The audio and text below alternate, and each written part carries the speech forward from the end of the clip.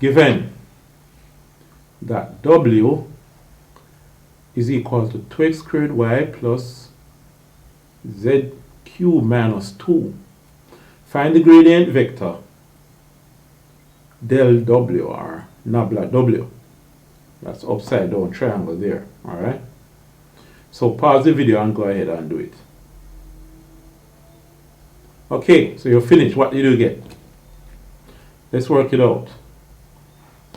Now, the formula here for del W is going to be delta W by delta X in the direction of X, which is I, plus delta W by delta Y J, which is in the direction of Y, plus delta W by delta Z K. Alright? Now remember, this kind of look like delta W by delta X dx plus delta W by delta Y dy plus delta W by delta Z dz. Dx, dy, dz would be the changes in those directions, x and y. But since it's vectors, we use I, j, and k. Alright? Anyway, back to this. Now here,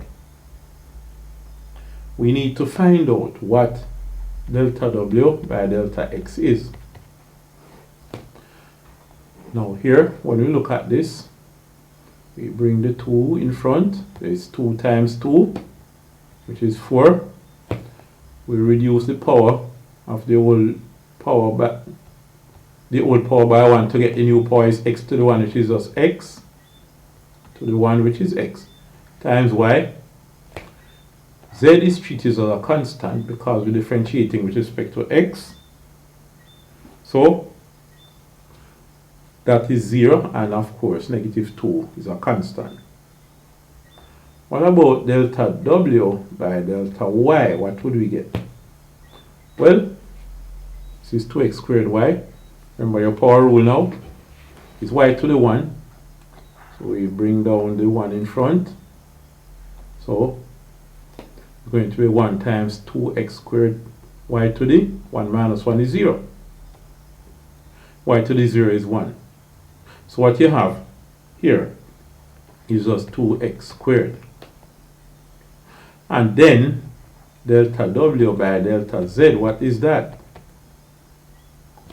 In this case, this is just a constant because we're differentiating with respect to Z.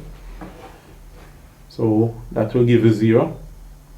Then this part will give you 3z squared. And of course this part is a constant too, so you get 0. That is 3z squared. So therefore, nabla W, the gradient vector of W, is equal to 4xy I plus 2x squared j plus 3z squared k. So that's what we have there.